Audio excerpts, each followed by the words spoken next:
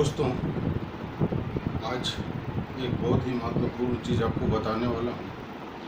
आज का सेशन आपके मुख्य परीक्षा के लिए बहुत ही उपयोगी साबित होने वाला है, क्योंकि इसमें मैं कुछ ऐसे छुपी हुई चीज़ों को मैं उल्लेख करने वाला हूँ जिसे आप नज़रअंदाज कर देते हैं, और उस नज़रअंदाजी की वजह से आपको जो मार्क्स मिलते हैं वो कम मिलते हैं, और आपको पता नहीं चलता कि ये मार्क्स कम क्यों मिले हैं, जबकि हमने पूरी आंसर को लिखा था।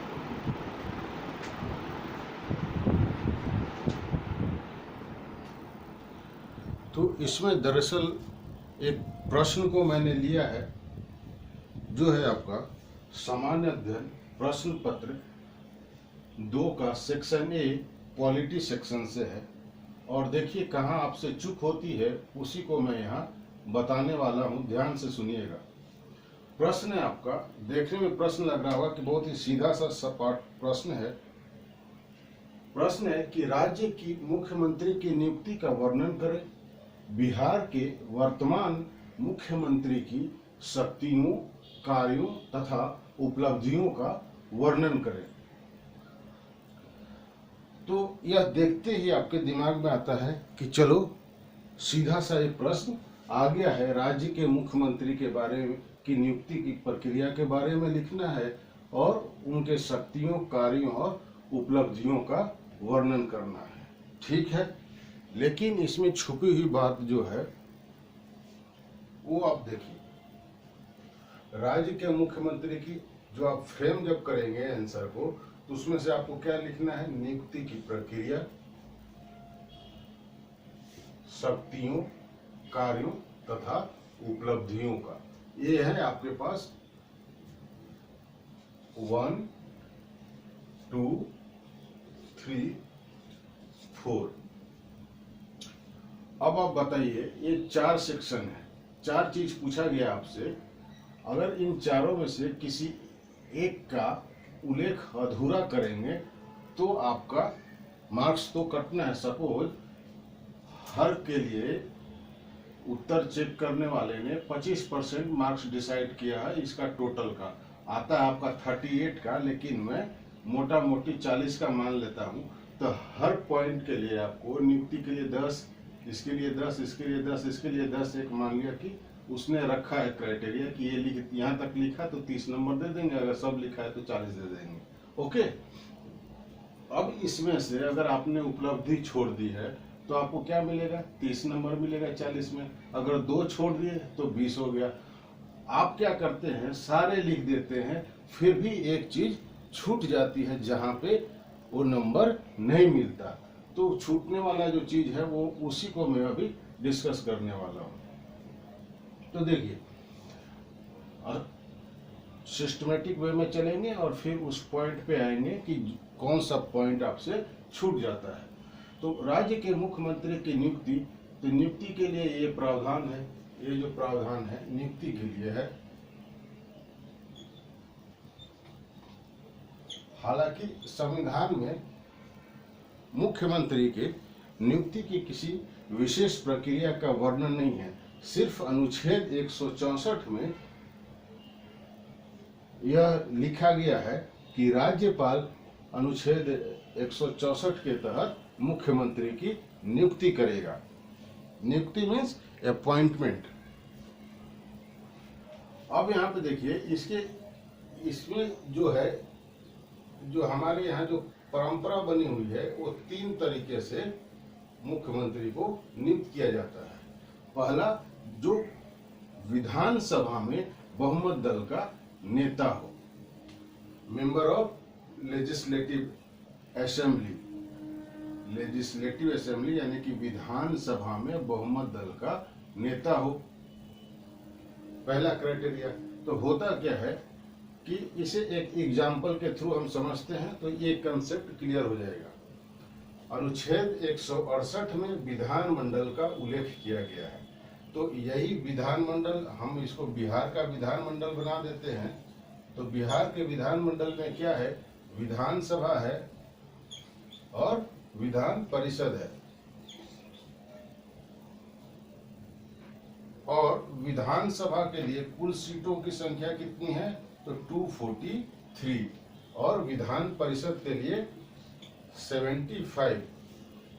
पूरे भारत में मात्र 6 राज्यों में विधान सभा और विधान परिषद दोनों है। कहने का मतलब कि विधान परिषद सिर्फ 6 राज्यों में है, आंध्र प्रदेश, तेलंगाना, बिहार, उत्तर प्रदेश, महाराष्ट्र और कर्नाटक। ये पूछा जाता है ऑब्जेक्टिव में, इसलिए ऐसे मैंने लिख दिया है। मेंस में इसका कुछ यहाँ पे लेना देना नहीं है, सिर्फ एक चीज आएगा जो आपको आगे बताऊंगा। अब बहुमत के लिए क्या है, 243 का 1/2 करना है, 243 डिवाइडेड बाई 2, तो ये आ जाएगा आपका कितना, 121.5। दैट टेंस टू कितना, 122। यानी बहुमत सिद्ध करने के लिए आपको 122 सीट लाना है। तो दूसरा अदर्स में कितने बच जाएंगे, 121। इससे ज्यादा भी हो सकता है, लेकिन मैं एक क्लोज डिफरेंस लिया हूं। तो मान लिया कि ये है आपका JDU plus BJP, JDU plus BJP, ये है आपका आरजेडी प्लस अदर्स मान लेते हैं, ठीक है। तो जिसको 222 आएगा, तो चुनाव के घोषणा के समय जो दल होते हैं वो अपने अपने मुख्यमंत्री की घोषणा करते हैं, या चुनाव की प्रक्रिया संपन्न होने के बाद कोई भी गठबंधन या दल अपने मुख्यमंत्री की घोषणा करता है। तो इसको बहुमत हो गया, तो इस बहुमत दल के नेता को राज्यपाल क्या करेगा, मुख्यमंत्री की नियुक्ति कर देगा। एक बात। दूसरा, सपोज यह जो है बहुमत दल का नेता मिस्टर एक्स, या हम सीधा सीधा नाम ले लेते हैं, ये है हमारे नीतीश कुमार, ठीक है। तो बहुमत दल का जो नेता, मान लिया ये विधानसभा में चुना ही नहीं गया हो किसी भी, यानी ये विधायक नहीं है किसी सीट से, ये 243 सीट जो है इन्होंने इलेक्शन नहीं लड़ा था, लेकिन इनको बहुमत दल का नेता चुन दिया गया है। तो क्या होगा, राज्यपाल इनको मुख्यमंत्री बनाएंगे, लेकिन 6 माह के अंदर उनको सदस्यता ग्रहण करनी होगी, आइदर 20 और 20। तो नीतीश कुमार क्या है, एमएलसी है, मेंबर ऑफ लेजिस्लेटिव काउंसिल। ये है आपका लेजिस्लेटिव असेंबली है, ये विधानसभा, ये है आपका legislative council, member of legislative council.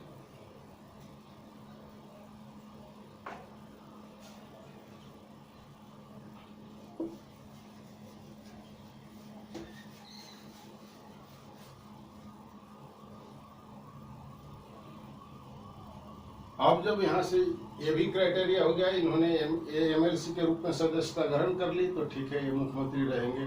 तीसरा परिस्थिति क्या होता है प्रक्रिया के अंदर, कि सपोज जो करंट मुख्यमंत्री है वो इस्तीफा दे दिया या फिर उनकी मृत्यु हो गई, तब राज्यपाल क्या करेगा। वहां पे 2 कंडीशन होता है, या तो जो मेजोरिटी में, जो पार्टी मेजोरिटी में है वो अपना नेता चुन करके दे दे, अगर इनमें आपस में विवाद है तो वहां पे राज्यपाल विवेकाधिकार का प्रयोग करते हुए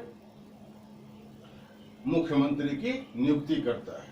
सपोज इसमें अलायंस है, तो अलायंस में से डिसीजन नहीं ले पा रहे, तो इस अलायंस में भी कोई एक मेजर पार्टी होगा, उस मेजर पार्टी के लीडर को वो अपने विवेक से राज्यपाल नियुक्त कर देता है। ये हो गई प्रक्रिया। अब दूसरा आते हैं यहाँ पे कार्य में। कार्य में है राज्यपाल के साथ मुख्यमंत्री क्या करता है, कार्य और शक्ति में राज्यपाल के साथ कड़ी के रूप में काम करता है। यानी विधानसभा में, विधानमंडल में जो भी डिसीजन लिए जाते हैं, निर्णय लिए जाते हैं, या जो भी अन्य क्रियाएं जो मुख्यमंत्री करता है, वह जो है राज्यपाल को सूचित करता है। और राज्यपाल के साथ वो क्या करता है, नियुक्ति की प्रक्रिया में भी भाग ले उसकी सिफारिश करता है नियुक्ति के लिए। जैसे आपका निर्वाचन आयोग, राज्य निर्वाचन आयोग का जो चेयरपर्सन होगा उसकी सिफारिश करेगा। पीसीएस है आपका, यानी कि लोक सेवा आयोग, लोक सेवा आयोग का जो चेयरपर्सन कौन होगा उसके लिए सिफारिश करता है राज्यपाल को कि इस मिस्टर एक्स या मिस्टर वाई या मिस्टर ए या मिस्टर बी को आप लोक सेवा आयोग का चेयरपर्सन बनाइए। एडवोकेट जनरल, महाअधिवक्ता राज्य का सबसे बड़ा वकील होता है, यह एक संवैधानिक पद है। उसकी नियुक्ति कौन, किस आधार पर राज्यपाल करेगा, तो मुख्यमंत्री ही सिफारिश करता है राज्यपाल के पास। दूसरा, ये मंत्री परिषद के साथ क्या है कार्य एवं शक्ति, तो मंत्री परिषद के साथ मंत्रियों की नियुक्ति की सिफारिश राज्यपाल के पास कौन भेजता है, मुख्यमंत्री भेजता है। मुख्यमंत्री ही यह सिफारिश करके लिखता है कि मिस्टर ए को दिया जाए फिनांस, मिस्टर बी को दिया जाए होम, मिस्टर सी को दिया जाए कॉमर्स। ये मिनिस्ट्री हो गया कि किसको कौन सा मिनिस्ट्री दिया जाए, इसकी सिफारिश राज्यपाल को मुख्यमंत्री करता है। और जो भी आपसी जो सहयोग होता है, अब जो मिनिस्टर बन गया, फिनांस मिनिस्टर, होम मिनिस्टर और कॉमर्स, ये जो भी डिसीजन लेते हैं तो इनके डिसीजन में ये क्या करता है, सहयोग करता है। क्योंकि वो एक पूरी सरकार का मुख्य लीडर है, इसलिए वो इनके नीतियों को वो प्रभावित भी करता है, उनको सहयोग भी करता है कि ऐसे नहीं ऐसे कीजिए, निर्देश भी देता है। और इस्तीफा दे, जैसे ही वो मुख्यमंत्री इस्तीफा देता है तो मंत्रिपरिषद स्वयं ही भंग हो जाती है।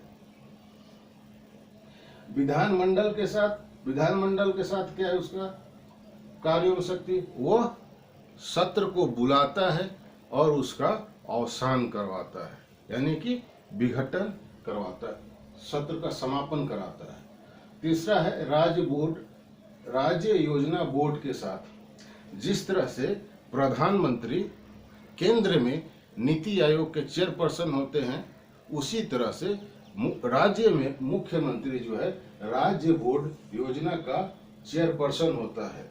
और राज्य में जो योजनाएं बनती हैं, जो नीतियां बनाई जाती हैं, उसका वो सर्वेक्षण भी करता है, उसका मूल्यांकन भी करता है, अगर उसमें कुछ सुधार लाना है तो वो भी करता है। आपने देखा होगा, अगर आपने बिहार के मुख्यमंत्री नीतीश कुमार जी का ट्विटर हैंडल या फेसबुक अकाउंट को देखा होगा तो वहां पर आप देख रहे होंगे कि वो हमेशा अपडेट करते हैं कि मैंने इस चीज की समीक्षा की और ये हमें फीडबैक के रूप में मिला है और इसमें ये सुधार करने की जरूरत है। अब हमें देखना है कि कार्य एवं शक्तियों में यही चीज मेन बताना है आपको।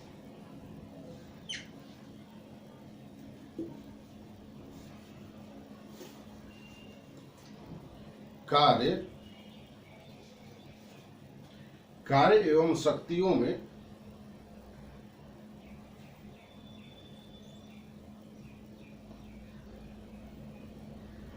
क्या आप छोड़ करके आ जाते हैं, तो आप छोड़ के आ जाते हैं, ये बोल रहा है कि वर्तमान मुख्यमंत्री की शक्तियों का उल्लेख करें। तो भैया अपने मुख्यमंत्री के बारे में तो पूरा लिख दिया, ठीक है, छोड़ क्या रहे हैं, तो मुख्यमंत्री सीएम एज अ मिनिस्टर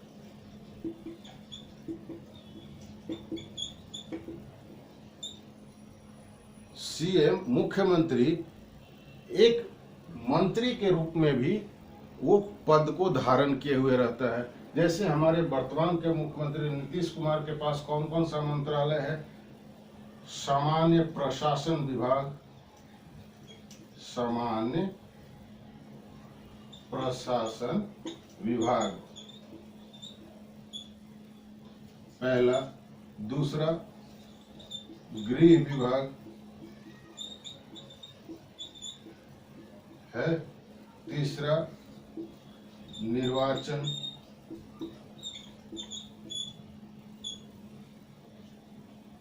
ये सब है। तो आप यही इसी चीज को आप मिस कर जाते हैं, और ये वर्तमान लिखने का यही औचित्य है कि आप इस पॉइंट को गेट कर रहे हैं कि नहीं, आपने इस पॉइंट को समझा कि नहीं कि वो पूछ क्या रहा है। यही चीज जो है ये छुपी हुई है कि CM as a minister Bihar के वर्तमान मुख्यमंत्री की शक्तियों, कार्यों, उपलब्धियों का वर्णन करे। ये वर्तमान लिखने का क्या कोई औचित्य है, या आप सीधा सोच लिया आपने कि ऐसे ही लिख दिया है सीधा सा, सिर्फ अगर मुख्यमंत्री ही लिख देता तो फिर ये लिखने की जरूरत नहीं थी, बिहार के मुख्यमंत्री। वर्तमान का मतलब यहाँ पे यही हो रहा है कि सीएम एज ए मिनिस्टर और जो जो चीज हैंडल कर रहा है उसके अंदर क्या क्या शक्ति है, वो क्या कर सकता है, उसको आपको उल्लेख करना है। बहुत लोग यहाँ बोलते हैं कि बिहार लोक सेवा आयोग है, हलवा है। बाबू हलवा नहीं है, कुछ चीज को आपको पढ़ना होगा, वहां नंबर कम आ जाएगा। तो इन सामान्य प्रशासन विभाग में बहुत जो आप जब सिलेक्ट होके जाएंगे तो उसमें कैडर है, बिहार एडमिनिस्ट्रेटिव सर्विस का, बिहार पुलिस सर्विस का, एसडीएम, और जो डीएसपी बनते हैं उन सब का क्या है, रोस्टर होता है उनका। आगे पढ़ेंगे तो सीआर जो होता है, कॉन्फिडेंशियल रिपोर्ट, ये सब कौन ये करता है, तो ये सामान्य विभाग ही करता है, सामान्य प्रशासन विभाग। गृह विभाग ये बहुत ही इंपॉर्टेंट है। आप जब भी देखेंगे तो नीतीश कुमार अपने वित्त मंत्रालय किसी और को दे देते हैं, ये नहीं देते हैं, क्योंकि ये जो है पूरे पुलिस कंट्रोल इससे इनके पास रहता है। आपदा, इसके अंदर बहुत सारी चीजें आते हैं, आपदा भी आती है, जैसे अभी कोरोना के काल में जो भी गाइडलाइन इशू होते हैं वो आपके गृह विभाग से होते हैं। निर्वाचन, यह भी बहुत ही इंपॉर्टेंट है। जैसे विधानसभा का इलेक्शन होता है, कोई विवाद होता है, तो डिसीजन कौन देता है, बिहार निर्वाचन आयोग, निर्वाचन विभाग, बिहार निर्वाचन विभाग। ये किसके कंट्रोल में है, सीएम के कंट्रोल में है। तो अब इस बात को समझिए कि ये जो निर्वाचन विभाग है ये सीएम के अगेंस्ट जा सकता है। You are getting my point. तो इस चीज को आपको उल्लेख करना होता है। अब आ जाते हैं उपलब्धियों में। तो उपलब्धियों में अब इनको बताना है, नीतीश कुमार जब से रहे हैं उन्होंने क्या क्या है, उन चीजों को आपको लिख देना है। तो मैंने जो पॉइंट लिया है, जब ये पॉइंट उन्होंने उनका खुद का एक इंटरव्यू में जो दिया हुआ है वहां से ही मैंने ये पॉइंट पिक किया है, और इसको आप इलोबरेट करके लिख सकते हैं कि इन्होंने कृषि रोड मैप दिया, कृषि रोड मैप की जो बातें हैं उसको लिख देंगे। शिक्षा के बारे में लिख देंगे कि बच्चे स्कूल नहीं जा रहे थे तो इन्होंने भोजन की व्यवस्था की, जिससे बच्चों की उपस्थिति जो है वो बढ़ने लगी, और अब लगभग 1% से भी कम बच्चे अनुपस्थित रहते हैं। पोशाक वितरण आप जानते हैं, पोशाक देने से बच्चे प्रोत्साहित हुए, उनको प्रोत्साहन मिला कि हम स्कूल जाएंगे, हमें पोशाक मिलेगा। साइकिल 9th क्लास में दिया गया साइकिल, जिससे लड़कियों की संख्या बढ़ गई स्कूल जाने वाले की, माध्यमिक स्कूल जाने वाले की। महिला सशक्तिकरण के बारे में आप जानते हैं कि जिस सेवा में है उसमें भी उनको एक तो कैटेगरी के अंदर तो है ही उनका रिजर्वेशन, और अलग से भी उनका रिजर्वेशन 33%, पंचायत में 50%। जन्म दर जो है वो घट करके पहले जो हाई था वो 3.4% आ गया है। और GDSP, gross domestic product of state, gross domestic product of state, जो पहले 70,000 करोड़ था वो बढ़ करके 4 लाख करोड़ हो गया है। तो ये एक पूरा फ्रेम था, इसको कंसोलिडेट करके आपको लिखना है। पूरे सेशन का बताने का मेरा सिर्फ ये औचित्य था कि आप इस पॉइंट को समझें और इसको लिखें, फिर वो नंबर नहीं काटेगा, पूरा पढ़ेगा भी नहीं, वो समझ जाएगा कि इसने इस बात को पकड़ लिया है, इसका मतलब कि आंसर देने वाला समझदार है, और आपको अच्छे मार्क्स मिलेंगे। थैंक्स।